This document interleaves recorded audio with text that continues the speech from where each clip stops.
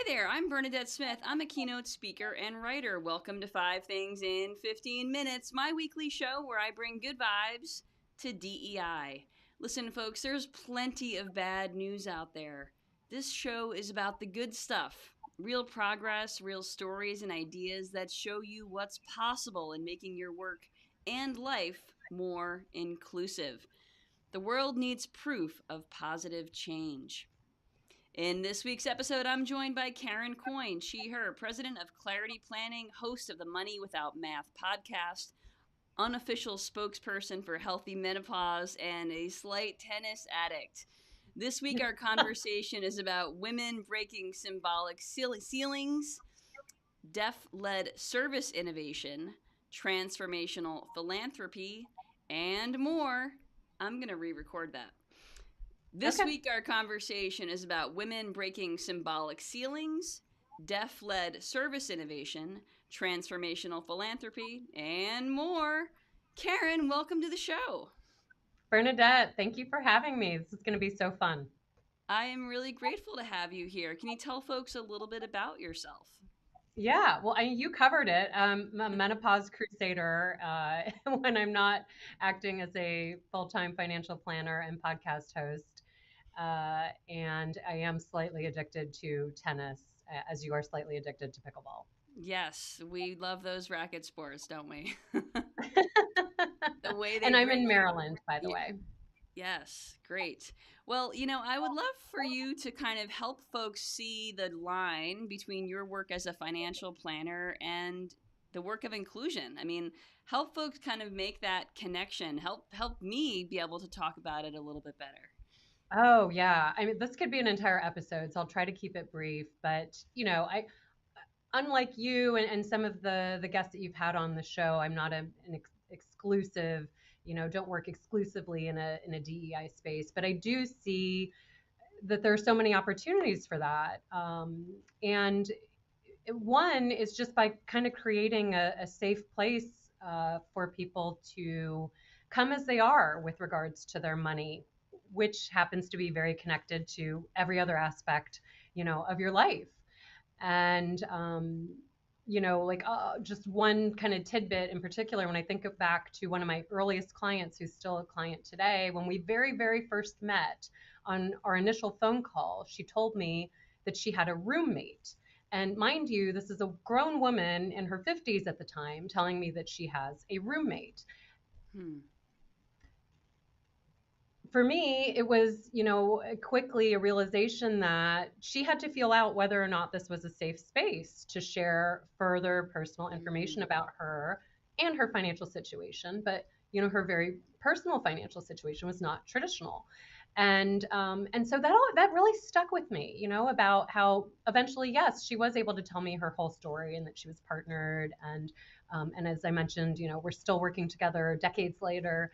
And so I love that. I just, especially in a space like financial services, which can be full of shame, not, traditionally, I feel like it's come a long way, but it can be stuffy. There are times it can feel icky, it can feel judgy. Mm-hmm. And so I feel like if I can just make it better one client at a time, that's what I'm here to do. I love that because it's so fundamental. Yet I think so many of us are afraid to talk about it, and there is shame around it. Yeah. So thank you for creating that space for that woman to be her authentic self, and to, and for being a great ally to her.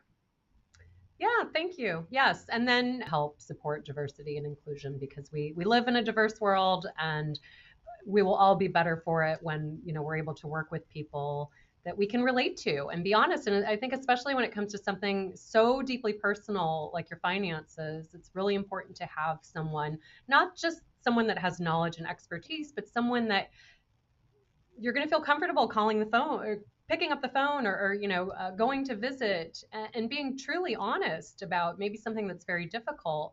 If you're not able to do those things, you're not going to get a good result. It's like the garbage in, garbage out. Yeah. You have to. And so it's just foundational to have that trust and comfort with someone. And so again, I think a lot of that is connected to a more diverse workforce.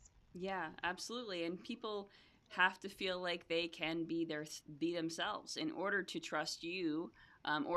Yeah, in order to trust you, they have to feel like they can absolutely be themselves, and that doesn't happen by accident. It's something that can be nurtured and cultivated. So, again, thank you for that. Well, in this week's Five Things newsletter, I wrote about how last week I went to see Chappell Roan, the pop star, perform in New York at Forest Hill Stadium, and it was a heck of a show. I loved it. And at one point, I just sort of looked around, and everyone was doing the hot to go dance, which I'll put a link in the show notes. There you go, if you haven't seen it. But what a collective experience of joy, right? And for me to be there, it felt like a gift. And I know right now all the headlines seem to be about ways that we're falling apart as a culture, ways that we're divided, polarization.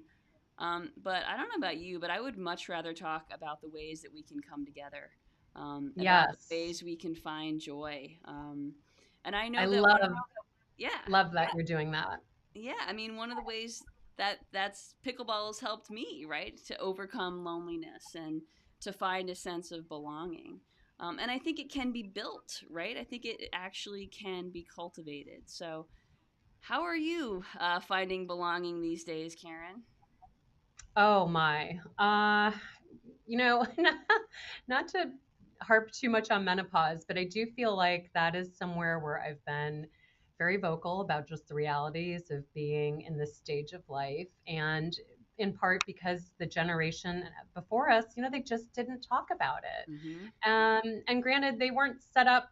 It's different too. They didn't have a Facebook page where they could talk to their friends across the country. It wasn't as easy to share, like it's so easy for us to send a message or post something and connect with people, even Mm-hmm. people who we don't know. And uh, so I just feel like there are so many women who, as soon as you go down this path about you know admitting and confiding that you're in menopause, it just, the floodgates open. And Mm-hmm. I share it, just again, just kind of being real and sharing my journey. But I do find that in doing that, it creates a lot of connection. I'm not intentionally, I mean, I'm not trying to not create connection, but I'm not, it just, I'm sharing, and then I'm finding like, oh yeah, this is hitting a chord. People are very much, looking to connect, and this is one way that the people are connecting very, very quickly. And the men too, like, oh yeah, you could talk to my wife about that, or you can talk to my, oh, my sister. Just Yeah. so many people can relate. Yeah, I agree. I'm in perimenopause, definitely having a lot more conversations about that these days than I ever expected, but someone has to go first. And it starts with a little bit of vulnerability, right? And I think vulnerability can invite connection. We're looking to connect, right? But someone has to go first. So Someone else. thank you for starting those conversations with folks. Yes. Well, it's a very convenient, whenever anything isn't going right, I just love to blame menopause, and then that just kicks it off. So Sounds great. All right, well, let's move into this week's good vibes. The first story this week comes from Mexico, where Claudia Sheinbaum became the first woman ever to deliver Mexico's Grito de Dolores on Independence Day, breaking a 215-year precedent. She became the first woman to claim the balcony long reserved for male politicians. So, this is sort of an annual tradition, and she's the first woman president, the first woman to take this role. And it's really significant because women leaders face disproportionate violence, online harassment, and barriers that keep them out of power. So, mm. significant news in Mexico. Yes, and when I saw your link, I went, Claudia Scheinbaum. Wait, did she send me the right link? This is for Mexico. So it turns out she's the first woman and the first person of Jewish heritage to Mm-hmm. fill that role, which was really interesting.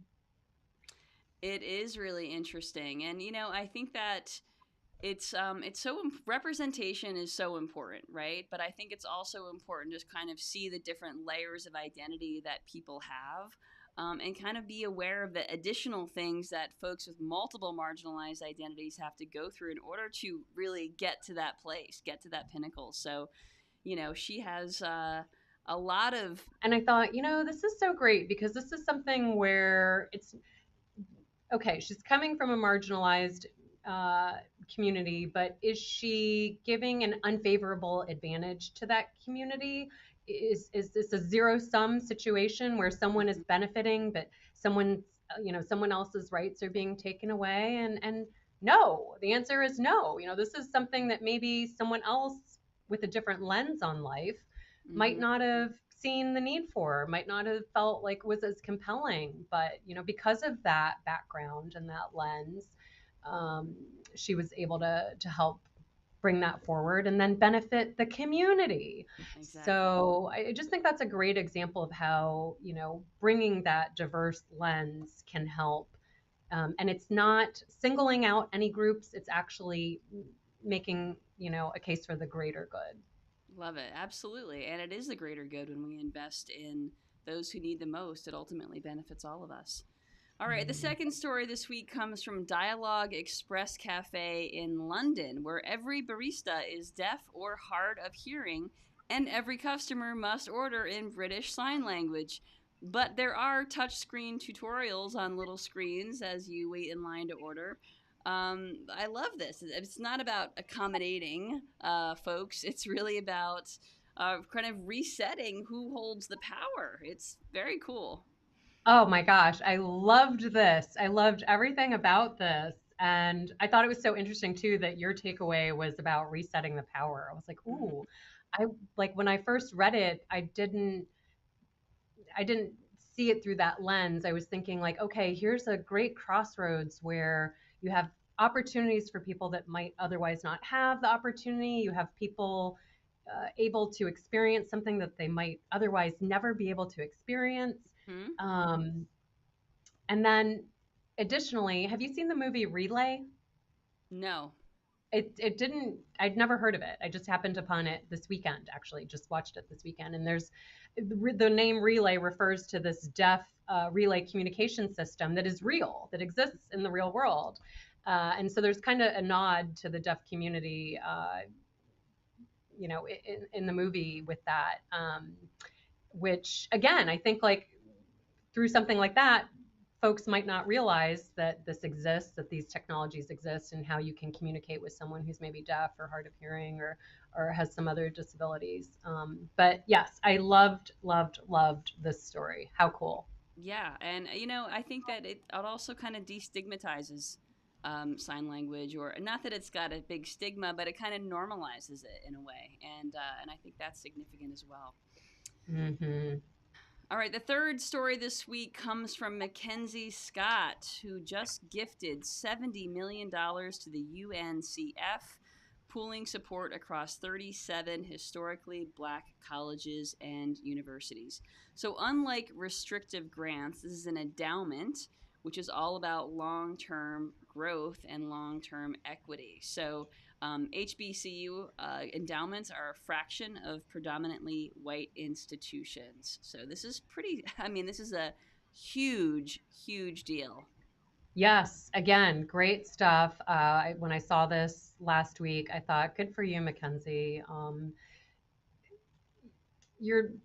These colleges are typically dealing with a smaller financial base to begin Hmm. with. So it's going to take something significant to really help move the needle. And um, I, I love to see it because, we tend to give back to the things that we know. And so if you only have, I think I saw currently blacks make up about 10% of college graduates, and blacks and Hispanics have the lowest graduation rates. And so if you have that smaller pool, it's just again, how do you get to catch up?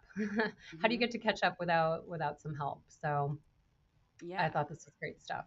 Well, and the cost of college is astronomical. And then we know that, affirmative action is no longer legal. And so this is really offering a leg up, because it financially, college is out of reach for so many folks who come from those traditionally marginalized backgrounds. Right, exactly. I mean, it's not, when you look behind why the graduation rates are lower. Finances are a huge part of that. Hmm. Absolutely. All right, the fourth story comes from NASA, where for the first time women outnumber men in the astronaut class, 6-4. This is a milestone in a field long dominated not only by men but by masculine ideals. Now, I'll say women of color, disabled scientists, and LGBTQ are still drastically underrepresented, so there's still work to be done, especially around recruiting, training, and opportunity. But this is a real progress. How did it get here? Do you know? And when I saw that, I just went, wow, that's stunning. I will say it doesn't happen by accident. There has to be intention behind this, right? There's actually a novel that came out this year called Atmosphere by Taylor Jenkins Reid. It's a novel and it actually does address this. It's set in the space program, and the protagonist is a woman astronaut. So, highly recommend that novel. But yeah, it's a great story. Hmm. Yeah, that was stunning. Incredible. The last story this week comes from Fishcast, which highlights how. Now, this is something I never thought I'd be talking about in Five Things, Karen. So, you never know where these stories are going to come from. So, thank you, by the way, to Karen Catlin, who sent this story to me. So, this Fishcast highlights how the American Fisheries Society is embedding equity into conservation, which is a field historically dominated by white male voices. This initiative includes the Equal Opportunity Section, the Disabled Anglers programs, and scholarships designed to bring Indigenous, disabled, and underrepresented communities into fisheries science. Now, this really matters because fisheries policy determines who controls waterways, whose knowledge is valued, and which communities have food security and economic stability. So it's not Mm, just about fishing, it's about a lot of the stuff behind the scenes. yes. Yes. And like you said, I mean, this is not something that would have ever even crossed my mind in thinking about, um, where you might find a story, for your five things. But what a collection, what a diverse collection itself of the Mm-hmm. different ways that, um, yeah, that it's expanding. Um, I loved in particular that that there are these scholarships that are helping um, bring more people into the field that might Yeah, not otherwise have the ability to do that. exactly. And then it makes me think, what other random little niche fields that I never even think about have done this or have not? Like, what are the opportunities? What are the gaps? Because this is so specific and not even on my radar, right? Right. Exactly. Yes. What a find. What an incredible collection. When I was looking at the newsletter, I just thought, wow, this is impressive. And to your point about good news, that's what I always laugh about is that we're never going to see a headline that says, people agree on these things. And it's just not going to happen. So we have to find these stories and celebrate them ourselves. So I love that you're doing that. Absolutely. Thank you. Well, let's move into this week's good vibes to go. I'll share my good vibe to go and then invite you to share your good vibe to go. My good vibe to go is to watch the TV show North of North on Netflix, which is a great sitcom about an Indigenous community in Canada. The show itself is created by Indigenous folks, and it's just really funny. It's really sweet. It's cute. Definitely a great show to check out if you're looking for some good vibes. Karen, what is your good vibes to go? My good vibes to go. Well, I was thinking about, we're right around the corner from October. October is National Financial Planning Month. That can mean a lot of different things. People might think about retirement, budgets, et cetera. But in particular, in thinking about, planning, I want to call attention to the fact that if you are unmarried, Mm-hmm. whether that is you're partnered but you're not married, or you're, single, not married, it's really, really important to do planning. Really important to do planning, and estate planning in particular, because we don't have the same factory defaults that a married couple has. There's no Sure. kind of built-in. Well, I shouldn't say that there's no built-in, but it might not be the built-in that you want. You might not want the factory default settings. So I recently did some podcast episodes on this on my show that you mentioned, Money Without Math, with Joshua Charles, where we talked about planning considerations for, both same sex, as well as, just unmarrieds. And I talked some on the solo podcast as well, that we also did recently. And you can also just find resources online if you search, uh, Financial Planning Month. Awesome. Well, I will make sure that gets put in the show notes. Karen, thank you so much for being a delightful guest today. How can folks get in touch with you? They can find me on LinkedIn, Karen Coyne. My website is raymondjames.com/clarity planning. They can also get in touch with me there. All right. Sounds great. We'll make sure all of that gets in the show notes. Thanks so much, Karen. Have a great week. Thanks, Bernadette.